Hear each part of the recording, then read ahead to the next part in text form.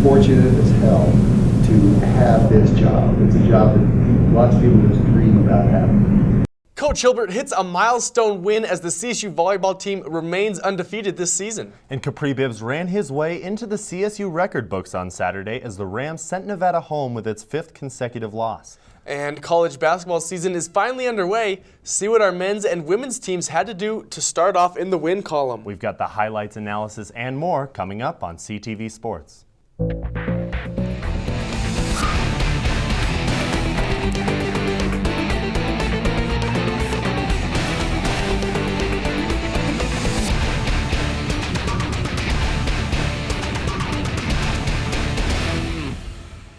And welcome to CTV Sports. I'm Keith Albertson. And I'm Steven Starcer. Keith, it was a pretty darn good week for CSU Sports. It absolutely was, Steven. The volleyball team went to Wyoming on Tuesday for its second border war matchup of the season.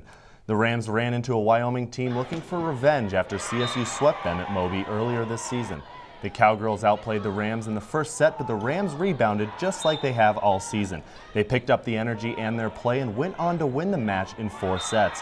This set up a historic night for the volleyball team on Saturday night against Nevada. With a win, CSU would tie the program's all-time mark for longest win streak at 23 games and give head coach Tom Hilbert his 600th career victory. And that's exactly what the Rams did. They defeated the Wolfpack in straight sets in front of more than 4,400 fans at Moby Arena, making history yet again. I'm fortunate as hell to have this job. It's a job that lots of people just dream about having. And I have 600 wins because I've been pretty consistently good over the past 20-some years. But I've been a coach all that time, you know what I mean? And I've got to do a really cool job. And that's what 600 to me means. But they're the ones playing the game. You know what I mean? They win these games. I sit over there and scowl and, you know, that kind of crap. I'm not winning any of these games. But I'm shepherding this program through a pretty good time, and I'm happy about that. CSU will host second place New Mexico on Thursday and Air Force on Friday. Now, Steven, I don't want to be the player that's talking about a no-hitter while it's still going on, but what do you think the Rams' chances are of actually finishing this season undefeated? I think you have to like this team's chances, Keith. They're going through second half of conference play right now.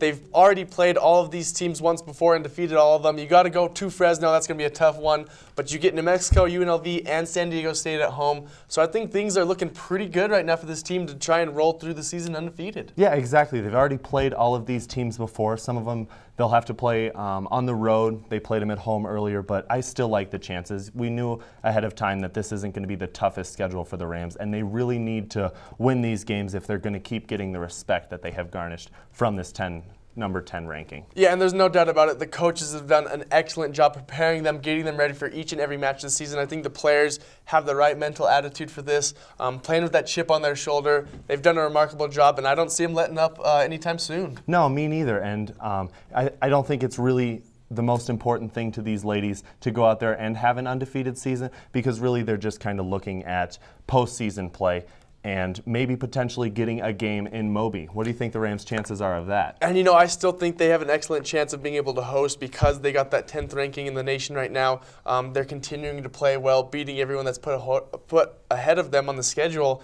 And I think it would be so great for the Fort Collins community and for this program to be able to host an NCAA tournament game at Moby, really see that magic take its effect one more time. Yeah, it would be a huge deal for all the fans. The fans have certainly packed Moby a lot, another 4,400 fans at the game on Saturday, which is a big deal to these ladies, but I don't think their RPI is there. I think because of their strength of schedule, they might not make that bid successful for getting that home game. But I guess we'll just have to see. And Collegian sports columnist Quentin Sickafoose is here in the studio. He'll be discussing the Rams' football win on Saturday and the standout performance by running back Kapri Bibbs. We'll be right back with him after the break. Don't go away. Shelters are the best places to find a new pet. What a perfectly beautiful little lady. That's where you'll discover healthy, loyal, and loving animals. Cute little rascal. Eager to become a part of your family. A person is the best thing to happen to a shelter pet. Oh, ladies first. Be that person. Adopt. This is living. Hey, kid. To find out more, visit theshelterpetproject.org.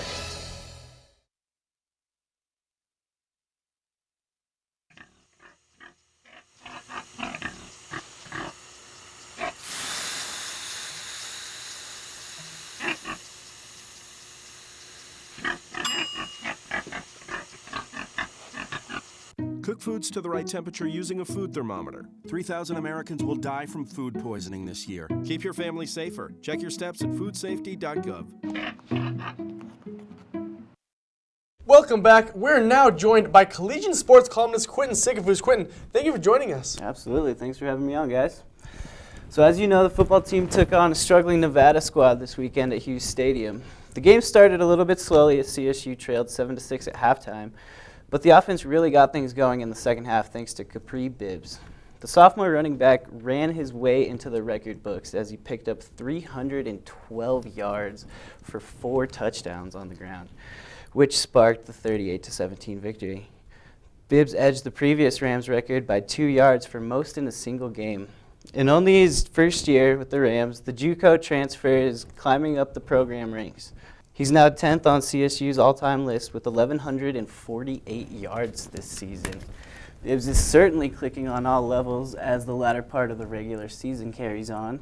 He has claimed a trio of touchdowns for 4 consecutive weeks now, with 16 since the Rams began conference play.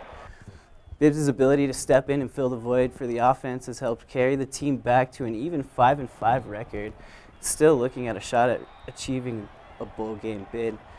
With all of Bibbs' more than impressive numbers, it's hard to believe that he was once listed at the number 3 spot on head coach Jim McElwain's depth chart behind Woke and Donnell Alexander. His success over the last weekend also landed Bibbs the Walter Camp National Offensive Player of the Year award. Wow, it's definitely impressive, Quentin. It's fun to go out there and watch this guy play every week. And, he's put up these ridiculous numbers. What would you say his chances are of getting the Doak Walker Award for Best Running Back? I think we'd all like to see it. Of course, the Ram fans definitely would. But I just don't think that he has a chance when it comes down to it, just because of the first 4 weeks of the season primarily. I mean, he's been clicking on all new levels in the last 6 weeks, but he may be trying to make up for lost time at this point. Quentin, moving away from Bibbs real quick here and talking about this overall team effort this year. They've gotten 5 wins, first time in a while that we've seen a CSU football team get to that spot in the season. Do you think that that is enough to say that this year has been a success for the Rams, or do you think that people are going to be a little bit disappointed that they didn't see a better start out of this team? Yeah, absolutely. I think I would consider it a success because 5 wins, that's the most that any CSU's team has had since 2009. So, I mean, definitely a lot more than Ram fans are used to seeing, and it definitely shows that Jim McElwain is doing something right and putting the program in the right direction. Yeah, definitely. I completely agree with you. Success all the way for the Rams. Well, thank you for joining us, Quentin. Really appreciate it. Yeah, absolutely. And the basketball season is off and running. Stick around to see what the Rams did to get in the win column. So, I got this new family, and I don't know what it is about this one, but she can't seem to put down that toy all day long. Tap, tap, tap, tap. Oh, and she even talks to it.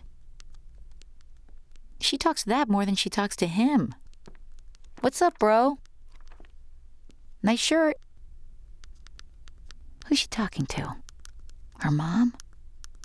She talks to her mom a lot.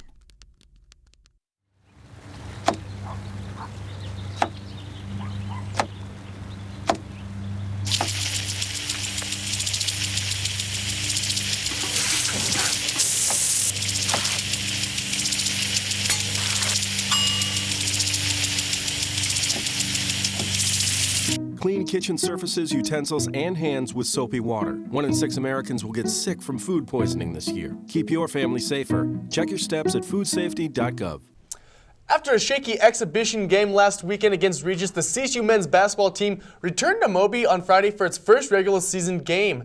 The Rams took on the University of Colorado at Colorado Springs in a bit of an offensive showdown.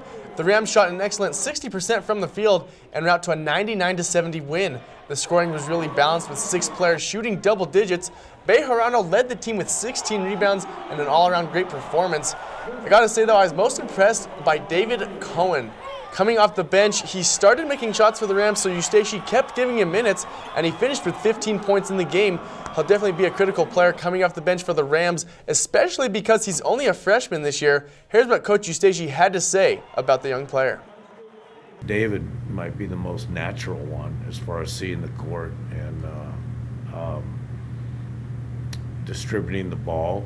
You know, he sees the court, him and JJ, probably better than anybody. Keith, This team put up 99 points in this game. Like to see the offensive balance that they had.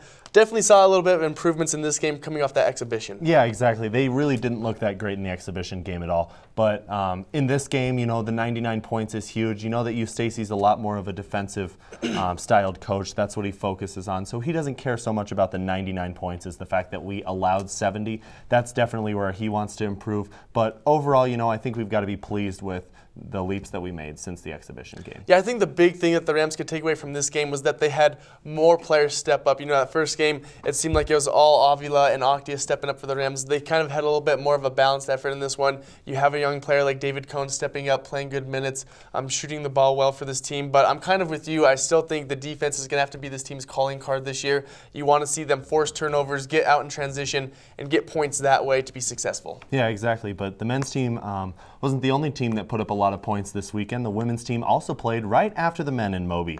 They played an exciting overtime game against UCCS also, where the Rams edged the Mountain Lions 87-84. The offense was able to get some critical offensive rebounds to spur second chance points, but their three-point shooting was still an issue. They shot just 4 of 24 in the game, and that's definitely a point where you talked about last week that they needed to work on, Steven, and it was definitely a huge issue in this game. Yeah, it seems like that's going to be one of the things that they're going to be looking to be a strength for them because they're shooting so many threes at this point in the season. And when they come out and struggle shooting it, obviously they're going to run into some troubles. I don't think the competition was going to be as tough as some of these teams because they still managed to put up 87 points in the game, which isn't too bad. But you have to just be more efficient shooting the ball if you want to get wins further on down the season, especially in Mountain West Conference play. Yeah, and it's good to see that they were still able to come out with the win, even though kind of their strength, what they should be working on throughout the game, their three-point shooting, wasn't really there throughout the game, but they were still able to fight and even going into overtime, get that win. Yeah, and the rebounding definitely helped this team out a lot in this game. Hopefully they could build on some of the positives and get better as the season moves forward. Absolutely. The women's swim team competed against Northern Arizona this past weekend. The Rams swept the sprint events, taking first, second, and third in the 100-yard freestyle. The Lumberjacks came back in the distance events, taking the 500-yard freestyle, which gave them a lead over the Rams, but CSU fought back and was able to overcome a 10-point deficit in the final two events to beat NAU 152-148. This was the closest dual meet CSU has been a part of since 2001, and it's the second win of the season for the Rams. Up next is the Las Vegas Invite that begins on November 21st. So, Rams Athletic dominated all week, Keith. It was great to see. Yeah, exactly, and that swim meet was really fun. Getting their second win of the season, being able to go out there, definitely enjoyable to watch. And, of course, you and I are headed down to Gonzaga, or should I say up to Gonzaga. We're going to that Washington game Monday night. It should be a pretty tough game for the men's basketball team. Yeah, it's going to be a tough one. One of those measuring stick games for this team. But it's exactly what Coach Eustace and his players want to see. You want to go up against the best competition in the land, kind of see where you're at. And it's going to be a fun atmosphere, always exciting playing up there in Spokane. They bring a lot of fans, pack the house. I think it's going to be good for this young team to go out there and see how they respond. Yeah, it'll definitely be tough. They're the 15th ranked AP team, 14th in the coaches poll, and playing on the road is always tough. Gonzaga doesn't have the biggest arena, only about 6,000 fans, but when they pack it, it can sure get loud in there, and it'll be quite an atmosphere for us to go see. Yeah, and besides that as well, volleyball is going to play 2 matches at home against New Mexico and Air Force on Thursday and Friday, and football is going to travel down to Albuquerque to take on New Mexico. Looks like we're going to have a great few games ahead of us. Tune in next week to see how the Rams fare in those games. Make sure to check out Collegian.com for updates on all these games, but until then, have a great night.